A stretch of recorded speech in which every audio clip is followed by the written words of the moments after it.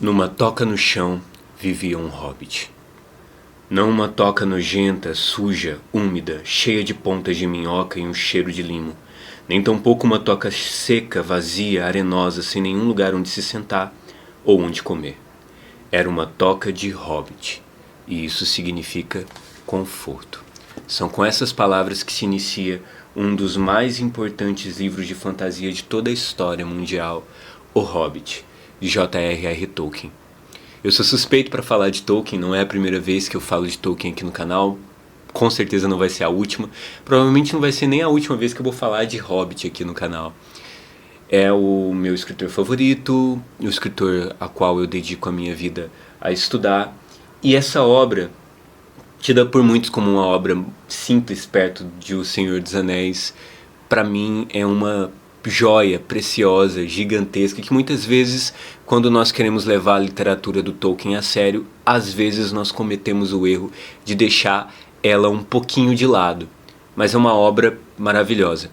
Nesse vídeo, eu não vou falar nem resenhar O Hobbit. Eu quero falar de um detalhe específico desse livro, porque como eu pretendo voltar aqui para falar de outros detalhes, fazer outros vídeos, eu não pretendo fazer um vídeo geral sobre a obra, sobre o Hobbit. A mesma coisa, não pretendo, pelo menos não por enquanto, fazer isso com O Senhor dos Anéis ou com Silmarillion, mas fazer recortes da obra para que a gente possa fazer vários vídeos, porque a obra do Tolkien é assim. Nós fizemos um vídeo recente sobre Guimarães Rosa, sobre Grande Sertão Veredas, até fiz um vídeo geral sobre a obra, mas eu vou fazer uma série de outros vídeos a respeito de outros detalhes na obra do Guimarães. A mesma coisa nós vamos fazer com o Tolkien, e eu acredito que tem muita coisa para se extrair desse livro. A princípio, só para dar um geral e não ficar vazio, o Hobbit vai contar a história de uma aventura do Bilbo Bolseiro. O nome completo desse livro é O Hobbit, Lá e de Volta Outra Vez, porque o Bilbo ele sai da casa dele, vive uma aventura muito inesperada e volta para a casa dele. Basicamente, essa é a questão, a trajetória do livro. Bom, o Bilbo ele é um homem simples. Os hobbits, o que são hobbits, né? Os hobbits são homens baixinhos. A gente entende ao longo da obra do Tolkien que os hobbits não são outra raça como os elfos, ou os anãos, ou os orcs e por aí vai. Os hobbits são homens, mas são homens que de certa forma minguaram, por ter uma vida muito simples, eles minguaram, eles ficaram pequenos. E eles são pequenos, muitas vezes até tomados pelos seus primos maiores como pequeninos, em lugares onde homens normais convivem com hobbits. E os hobbits gostam de vidas simples, nenhuma ou pouquíssima aventura. O hobbit gosta da casa dele, do cachimbo dele, da boa comida, muita comida, então eles fazem várias refeições ao dia, de receber algumas visitas, quando essas visitas são esperadas, e de comer boa comida com as visitas. Basicamente, nossa, por um momento eu pensei que eu tinha esquecido de ligar a luz no fundo, peço perdão pela distração. E o Bilbo Bolseiro é um ótimo exemplo desses hobbits, porque ele tem uma vida boa abastada, recebeu uma boa herança, então ele vive uma vida tranquila, come a comidinha dele, lê os livros dele, e é isso. Exceto pelo fato de que ele tem sangue Tuque. E os Tuque são uma família de hobbits que são um pouquinho emocionados, um pouquinho ligados a fazer aventuras. Às vezes uns Tuque saem e não voltam. E esse sangue Tuque do Bilbo ele é trazido à tona quando um mago, o Gandalf, bate na porta dele. E aí o livro começa. Inclusive um trecho incrível, o primeiro capítulo desse livro é incrível, mas para mim o melhor capítulo é o capítulo 5, Adivinhas no Escuro. Fiz inclusive um projeto certa vez na Lei Aldir Blanc para poder fazer letramento de crianças, incentivo as crianças lerem usando esse capítulo. É no capítulo onde aparece meu precioso Gollum, o meu personagem preferido de toda a obra do Tolkien, que é o Gollum, aparece pela primeira vez e a única vez até o lançamento desse livro, no capítulo 5. A princípio, o Gollum era uma criaturinha suja e maluca que encontra com o Bilbo e por gostar do Bilbo, por perder pro Bilbo num jogo, ele dá pro Bilbo de presente um anel. Só que quando o Tolkien vai escrever O Senhor dos Anéis, ele precisa que esse anel seja mau. que esse anel corrompa as pessoas. E aí ele define, embora não fique tão explícito, que o Gollum na verdade era um hobbit que foi corrompido, que foi corrompido pelo anel, foi judiado pelo anel, digamos assim. E a gente vai ver isso acontecendo aos poucos com o próprio Frodo, que é o protagonista de O Senhor dos Anéis. Mas para que isso fizesse sentido, não fazia sentido que o Gollum desse o anel de presente para o Bilbo. Então Tolkien volta, reescreve o Hobbit, esse capítulo 5, fazendo do Gollum uma criatura maligna desde o começo, e que não queria dar o anel para o Bilbo, mas o Bilbo meio que sem querer acabou roubando esse anel. E aí as pessoas falam, Tolkien, mas você mudou o livro? Ele falou, não mudei o livro. Na verdade, o Bilbo, que é o escritor do livro, que contou o livro, eu apenas traduzi. E o Bilbo acabou mentindo pela primeira vez que ele escreveu o livro. Ele mentiu a respeito do anel, porque como o anel já estava afetando a cabeça dele, ele não queria que as pessoas pensassem que ele era um ladrão, como o Gollum falava. Então ele reescreveu falando que ganhou o anel de presente. Mas é uma mentira do Bilbo. Eu não errei, só que quando eu fui escrever o Hobbit, eu achei um manuscrito do Bilbo e era um manuscrito que estava errado. Aí quando eu achei o restante do manuscrito, eu vi que estava errado. Então, nessa segunda edição, estou aqui alterando para mostrar como de fato aconteceu. E isso fica meio subtendido no próprio Senhor dos Anéis, onde o Gandalf, o Frodo comentam de como o Bilbo contava a história. E eles alteram, eles falam que o Bilbo mentiu sobre como conseguiu o anel. E o Gandalf descobre o que de fato aconteceu posteriormente. E, bom, o Tolkien tinha disso, dessa questão da pseudotradução. Ele fingia, essa literatura em abismo, ele fingia que esse livro não foi de fato escrito por ele. Não foi de fato escrito por ele. Nem esse, nem o Senhor dos Anéis e o Silmarillion, que foi publicado postumamente pelo filho dele, reunido pelo filho dele, não foram escritos por ele, mas são manuscritos que ele encontrou em uma língua antiga e traduziu para o inglês moderno. E a ideia é que isso aqui funcionasse com uma mitologia. Quando a gente for conversar sobre o Silmarillion, ou a história da Terra-média, o livro dos Contos Perdidos, a gente vai conversar mais sobre isso. Para o Hobbit isso não é tão importante a princípio, mas faz parte, né? Como eu quero falar nesse livro sobre o capítulo, nesse vídeo, sobre o capítulo 5, mania feia de chamar livro em vez de vídeo, né? Eu faço isso todo vídeo.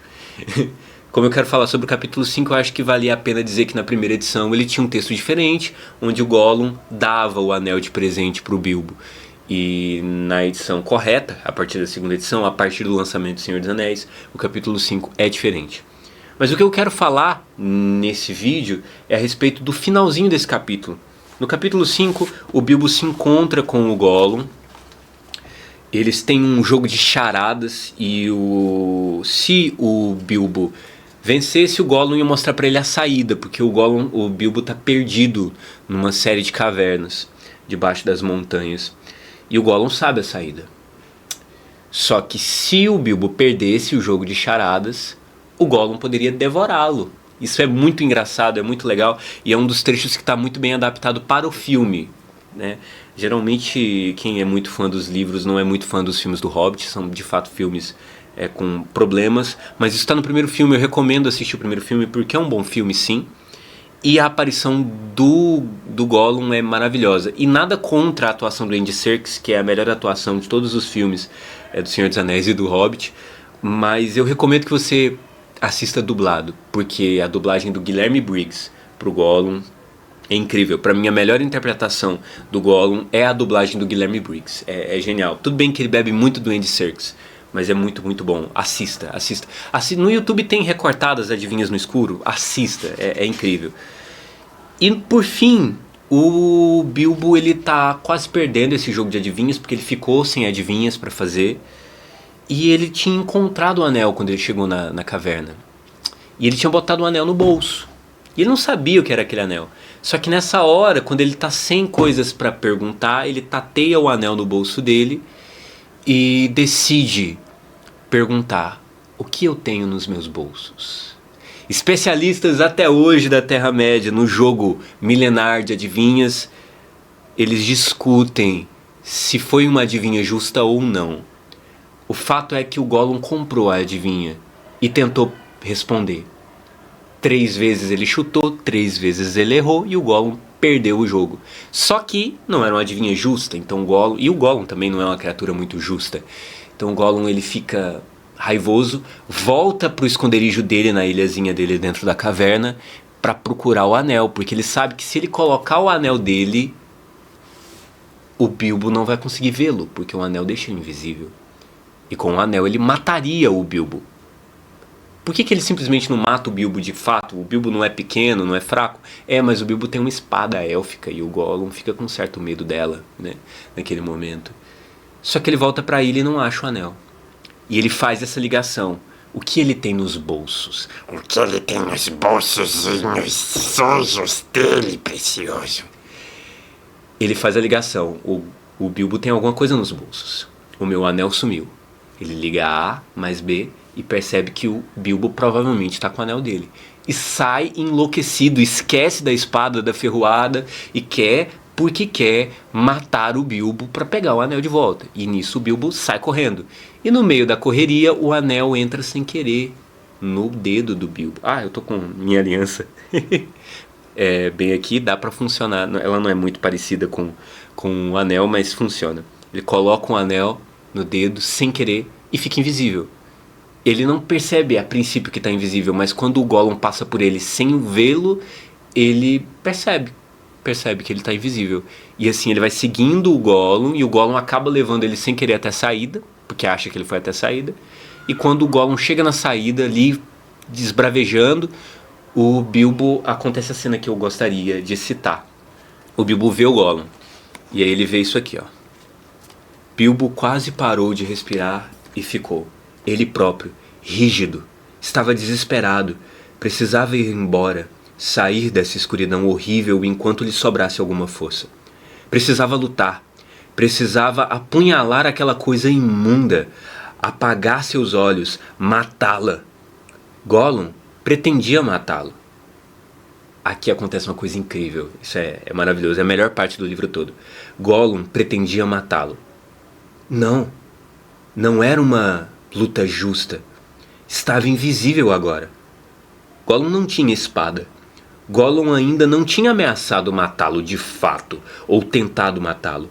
E estava desgraçado, sozinho, perdido. Uma compreensão repentina, uma piedade misturada com horror, brotou no coração de Bilbo. Um vislumbre de dias intermináveis e nunca registrados, sem luz ou presença de melhora. Pedra dura, peixe frio, tocaiando e sussurrando. Todos esses pensamentos passaram no clarão de um segundo. Ele tremeu. E então, bem de repente, em outro clarão, como que carregado por uma força de nova resolução, ele saltou. Não era nenhum grande salto para um homem, mas um salto no escuro. Direto, por cima da cabeça do Gollum. Ele saltou 7 pés para a frente e 3 para cima do ar. De fato, embora não soubesse, ele mal escapou de rachar o crânio no arco abaixo da passagem. Gollum se jogou para trás e tentou agarrar o Hobbit quando Bilbo voou por cima dele. Mais tarde demais, seus dedos pegaram só o ar, e Bilbo, caindo ereto com seus pés robustos no chão, saiu correndo pelo novo túmulo. Não se virou para ver o que Gollum estavam fazendo. Vieram sibilos e maldições nos calcanhares no começo e então pararam. Daqui continua, né? Depois vai ter as falas: ladrão, bolseiro, nós odeia ele pra sempre. É maravilhoso isso daqui, é muito bom. Enfim, por que isso aqui é interessante? Porque o fluxo que o narrador vai colocando é quase como se o Bilbo fosse o narrador. Não é. Mas não é, porque foi ele que escreveu, né? Tecnicamente. Só que dá pra entender o fluxo de pensamento do Bilbo. O nojo dele pelo Gollum, querendo matar o Gollum aqui, ó.